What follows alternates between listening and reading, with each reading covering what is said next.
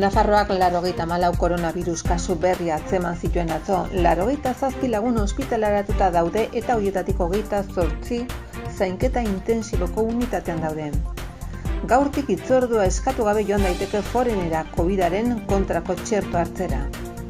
Nafarroko gobernuak etxeratze agindua berritzeko eskatu du koronavirusaren eraginari eusteko eta zainketa intensiboko presioa gutxitzeko. Santos Indurain Osasun Departamentuko Kontseilariak Nafarroan eutanasiaren berme batzorderen lehen bileran hartu du parte. Txibite lehendakariak azpimarratu duenez, desgaitasuna duten personak lan merkatuan sartzeko eta landa ingurunea bultzatzeko konpromiso du foru gobernuak. Nafarroak Mediterraneoko erreskatekin elkar lanean jarraituko du egungo larrialdi egoeran. Next Retorna ekimenak Nafarren borondatezko itzulera bultzatzeko neurriak eskaintzen ditu. Irailaren batean, Nortasun Agiri Nazionala gehi-PIN identifikazio sistema iraungiko da. Klabek ordezkatuko du. Nekazaritza zuzendaritzak 60.000 euroko laguntzak bideratu ditu ardi latxaren esnea ustiategian bertan eraldatzeko. Iruñeko udaletxeak ateak irekiko dizkie herritarrei bisita giratuen bidez batasunaren privilegioren eguna dela eta. Fontes Linguae Baskonunek euskal hizkuntzalaritza eta filologiari buruzko ikerketa berriak jaso ditu. Euskarak Juslapeñako haranean eta Arkangues herrian izan duen bilakaerari buruzko lanak aurkitzen dira.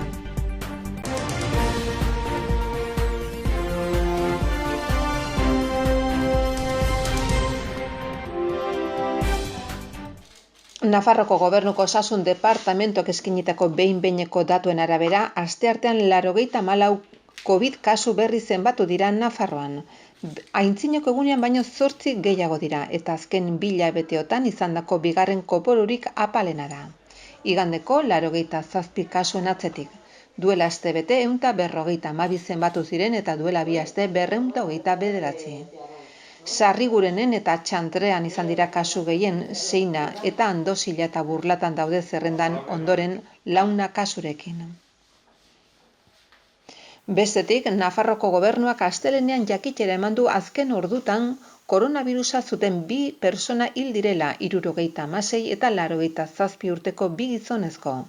Ospitalen egoerak berriz hobera egin du astelehenean 87 gaixo zeuden erietxetan bezperan baino 5 gutxigo horietako 27 zainketa intensiboko unitatean daude, 4 gutxiago.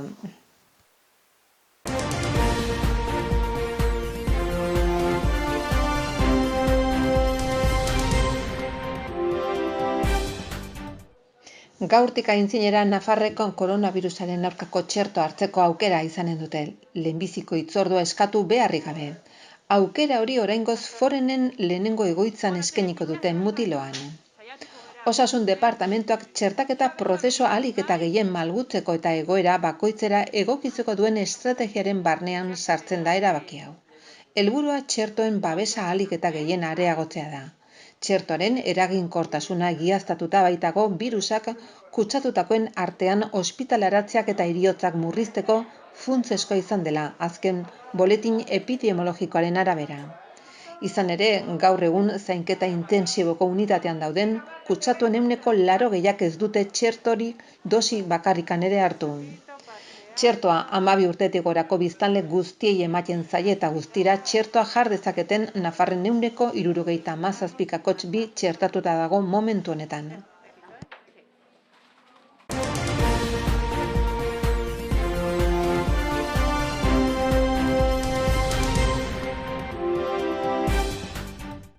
Nafarroko gobernuak abuztuaren 27tik irailaren 2 arte, egun hori barne, etxeratzea agindua beste astebetez berritzea eskatu dio Nafarroko Justizia Auzitegi Nagusiari.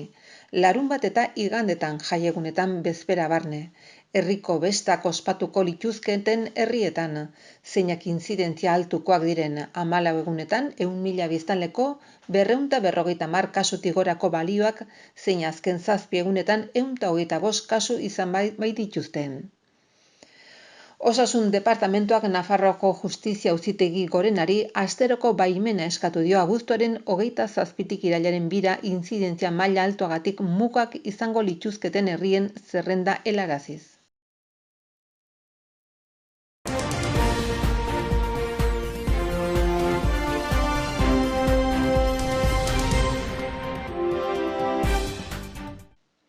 Santos Indurain kontseilaria Carlos Artundo osasun zuzendari nagusiarekin batera parte hartu du eutanasiaren berme batzordearen lehenbiziko bileran. Batzordean, Nafarroko gobernuak eutanasiari buruz onartutako foru dekretuan aurreikusi zen.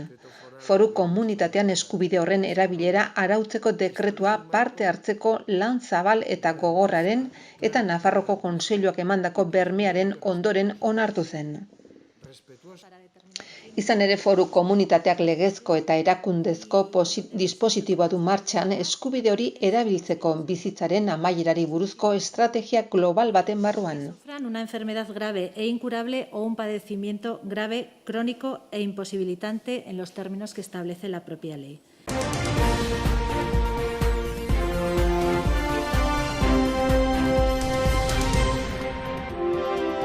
Aquí estamos visitando este proyecto de Aspace. Maria Txibite Nafarroko lehendakariak enplegu zentro bereziek desgaitasuna duten personak laneratzeko eta landa ingurunean aberastasuna sortzeko duten zeregina azpimarratu du.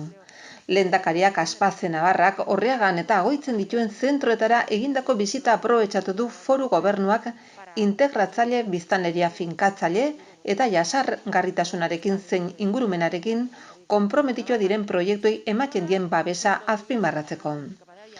Hain zuzen, zeregin hori sustatze aldera Nafarroko gobernuak aurreikusten du datozen 4 urtetan guztira 63.800.000 euro bideratzea desgaitasuna duten personen enpleguaren sustapenera. Enplegu politika aktiboen plan onartu berrian jasotzen den bezala. Enplegu zentro bereziak desgaitasuna duten personak laneratzeko aukera bat eskaintzen dute. Haiek gizartean txertatzea errastuz. Desgaitasun intelektuala, garun paralisia edo buruko gaixotasuna eta bar jasaten dituzten gizon eta emakumeak dira. Bestela lanpostu bat nekez eskuratu ahal izango luketenak. Ekimen honen bitartez eta profesional talde baten laguntzarekin lanpostu bat lortzeko gai dira, euren autonomia eta independentzia sendotzea lortuz. Testu inguru honetan uztartzen dira Txibite lehendakariak atzo goizean bisitatu zituen 2 lan ekimenak. Alde batetik zuzenean ezagutu du Orriagan dagoen Biointegra gazta fabrikako jarduera, jarraian Agoitzera lekualdatu da. Zeinetan bisitatu duen gailu elektrikoak eta elektronikoak birziklatzera bideratutako Ekointegra proiektuan. Bizitan lehendakariarekin batera presente izan dira Miriam Marton Nafarlansare Nafarroko enplegu zerbitzuko zuzendari gerentea, Ines Frances personen autonomiarako eta garapenerako Nafarroko agentziako zuzendari gerentea, hala nola Pablo Muñoz eta Fernando Santa Fe inguruneko eta landa garapeneko zuzendari orokorrak urren ez urren. Baita Aspace Navarrako eta Intiako arduradunak ere. Aspace Navarra 2010etik elkar lanean ari da Intia enpresa publikoarekin Orriagako ingurunean lan proiektua garatuz. Lehenbiziko fase batean fundazio latxa erdigazta ekologikoaren eta ohikoaren proiektu batean oinarritu zen. Baina 2019tik proiektuak dagoeneko biointegra izendapenarekin barne hartzen ditu hartzaintza ekologikoari dagozkion behi esnea eta esnekien eraldaketa. Horrela ekologikoak, jasangarriak, inklusiboak eta kilometro zerokoak diren produktuen aldeko beren apustua esnea, jogurra, gaztak, freskoa, igurtzekoak, ketua eta xamurra eta gurina eskaintzen dituzte. Zentroan gaur egun 9 pertsona ari dira lanean, horietako 6 desgaitasuna dute. Biointegra bizitatu ondoren lehendakaria Ekointegra enplegu zentro berezira lekualdatu da, zeinetan 2007tik gailu elektrikoen eta elektronikoen hondakinak tratatzen dira. Gaur egun Aspace Navarra fundazioa sortutako instalazionetan 62 pertsona ari dira lanean. Horietako 56 desgaitasuna dute eta horietako asko Agoiz ingurukoak dira.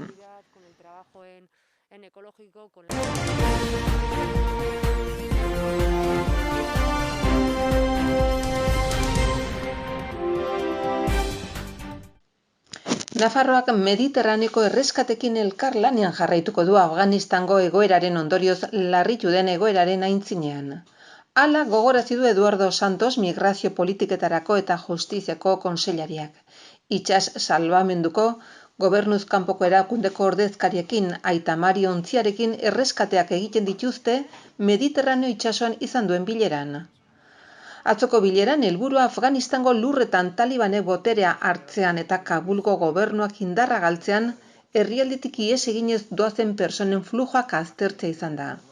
Naiz eta egunotan Kabulgo aireportuko irudiak diren deigarrienak ihes egiteko bideak gehiago eta ugariagoak izango dira datozen hilabetetan horregatik oso larria izango den larrialdi humanitarioi aurre egiteko prest egon behar gara, azaldu du Eduardo Santosek.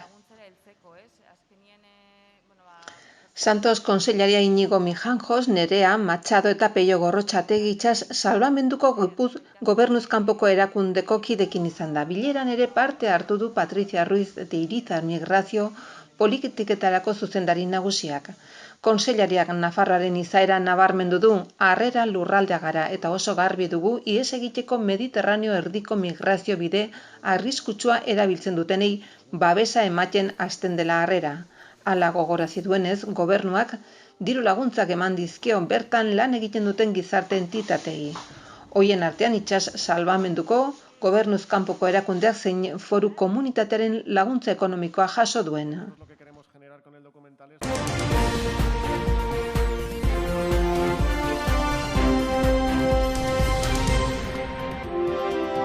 Prentsaurreko honetan aurkezten dugu Next Retorna ekimenaren bidez, kanpoan dauden nafarren borondatezko itzuleraren aldeko agertokia sortu nahi dira. Ana Ollo herritarrekiko harremanetako konseilariak Next Retorna ekimena aurkeztu du eta horren bidez atzerrian dauden nafarren borondatezko itzulerarako neurri batzuk abian jarriko dira. Helburuak dira arreta hobetzea, izapideak erraistea, emigratutako talentua erakartzen itzultzen laguntzea, administraziori tresnak ematea eta herritar horiek zerbitzu publikoetara baldintza berdinetan iristea. Honen barruan kokatzen delarik gaur agerraldi honetan plazaratzen dugun ekimena. Beraz, itzulera horretarako espazioa sortzea da helburua beti ere baldintzarik onenetan. Eta guzti hori nola lortzen da, Nafarroko gobernuan uste dugu hurbileko gaiei ez ezik, epe ertain eta luzeari ere erreparatuz erdiesten dela. Nafarroko gizartea oro har eta enpresak bereziki migrazio espazioaren balio personal eta profesionalari buruz sensibilizatuz, emigrazioari eta itzulerari eragiten dieten administrazioa eta lege prozesuak hobetuz eta Nafarroaren irudia kanpoan sustatuz.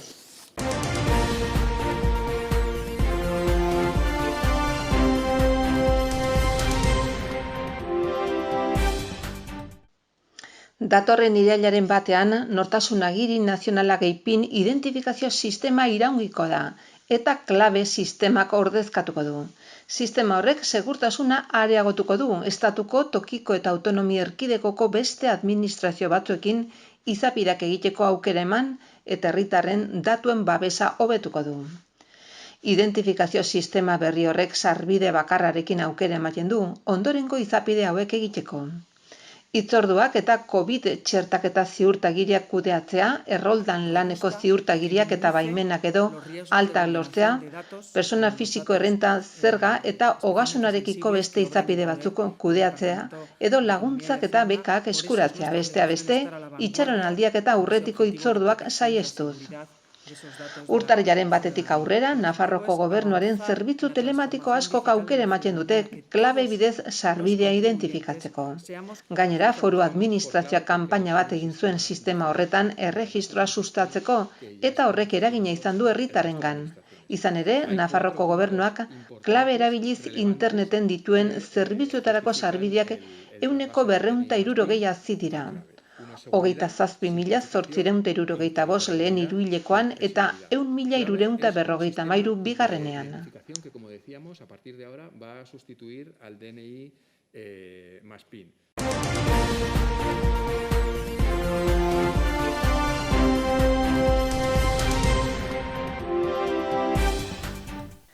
Landagarapeneko eta ingurumeneko departamentuak 60.000 euroko diru laguntzak bideratu ditu ardi-latxaren esnea ustategian bertan eraldatzeko, batez ere gazta egiteko, eta gehienez instalazio bakoitzeko 5.000 euro emanen ditu. Hala jaso da nekazaritzako eta abeltzaintzako zuzendari nagusiak Nafarroko aldizkari ofizialean astelehenean argitaratutako ebazpenean, eskaerak egiteko epea irailaren 23an bukatuko da. Pasaden urteko deialdiarekin alderatuz orduan 54 euro bideratu ziren, diru laguntza 6.000 eurotan gehitu da. Laguntza abeltzaintzako ustiategien erregistroaren datu basean dauden ustiategien arabera emango da. Eta horretarako kontuan hartuko da, aintzat hartuko da, zenbat ugaltzaile agertzen diren urteko adierazpenean. Prima hauek emanen dira 4 euro ardi-latx bakoitzeko ustiategiko esnea bertan eraldatzen duten ustiategitan, 4 euro terdi ardi-latx bakoitzeko ustiategiko esnea bertan eraldatzen duten ustiategietan, titularreko bat emakumea bada, eta 5 euro ardi-latx bakoitzeko ustiategiko esnea bertan eraldatzen duten ustiategietan, titular bakarra edo titular guztiak emakumezkoak badira. Zentzu horretan nabarmendu behar da emakumeek ardi-latxa esnearen sektorean duten garrantzia, bai animaliak zaintzerakoan, gazta egiterakoan, eraldaketa eta salmentan. Oraindik ere beharrezkoak dira emakumen lan hori ezagutarazi eta aintzatetziko dituzten laguntzak sustatzea. Ustiategi hauek esnea ustiategian bertan ekoiztu eta eraldatzen duten gutxienez urtean 8.000 litro zuzeneko salmentara bideratuz. Era berean, latxa arrazako ardien esnearen ustiategiek beren jarduera dela eta baliabide naturalen erabilera jasangarria egiten dute, bertako arraza horren zainketan, mantenuan eta hobekuntzan parte hartzen dute eta lurraldea zaintzen eta mantentzen ere laguntzen dute. Nafarroko iparraldean daude batez ere ipar-mendebaldeko nekazaritza eskualdean Baztango udalerrian daude Jesteko latxa arrazako artalde gehien eta jarraian Araitzen, Malerrekan eta Sakanan.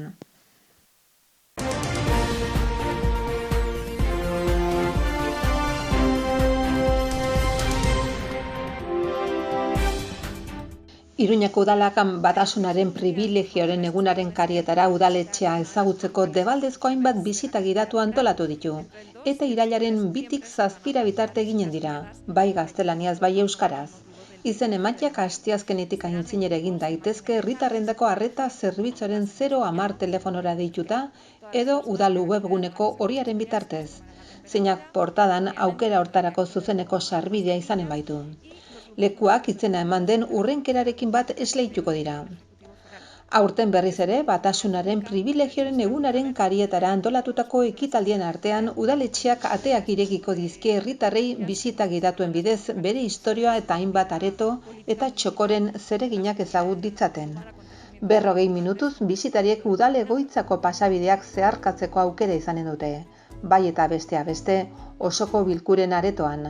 Harrera aretoan, alkatearen bulegoan eta tradizionalki Sanferminei hasiera ematen dien txupinazoa jaurtitzen den balkoian sartzeko aukera ere.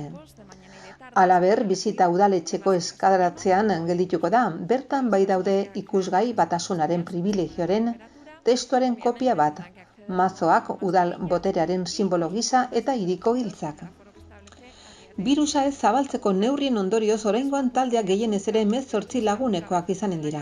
Jarduera mota hauetarako egun Nafarroko gobernuak baimentzen duen kopurua baita.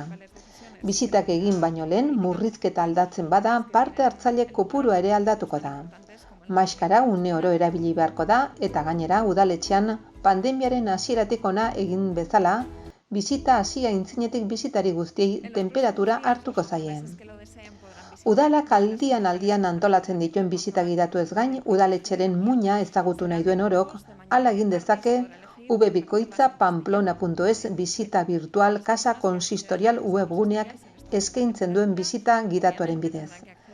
Aplikazio horrek aukera ematen dio erabiltzaileri udal egoitza guztietan barna ibiltzeko eta interesguneak markatzen ditu. Non sakatu bai daizke, intereseko elementu eta toki bakoitzari buruzko xehetasunak ezagutzeko.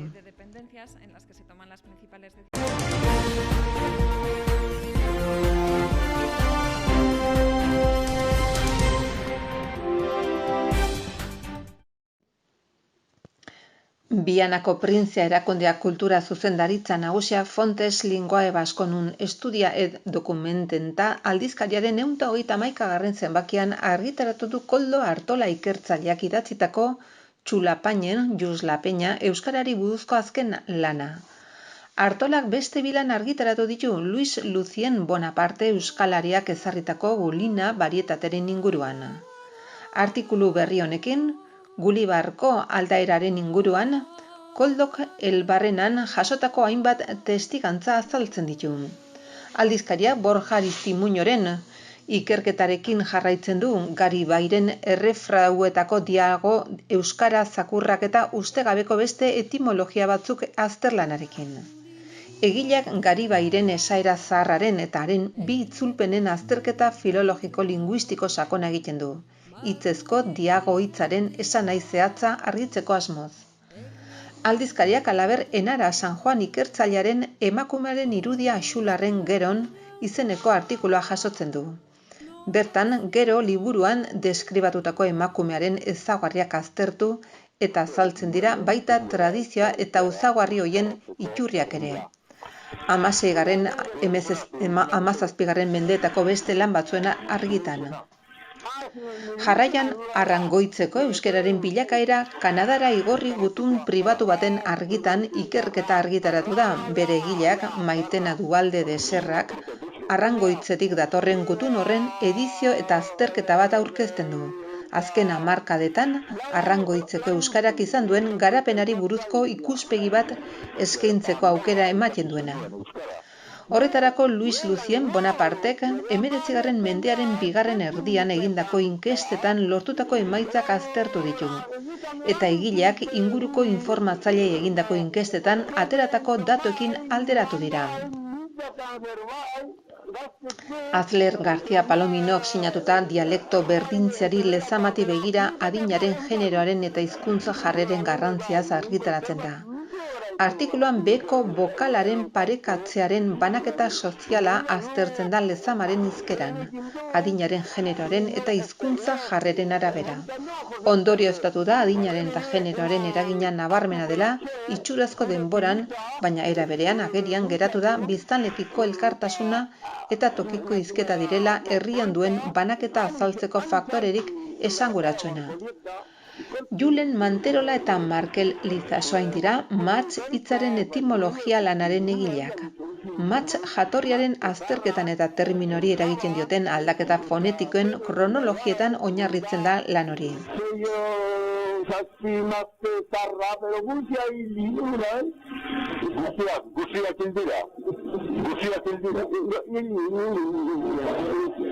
Guziak,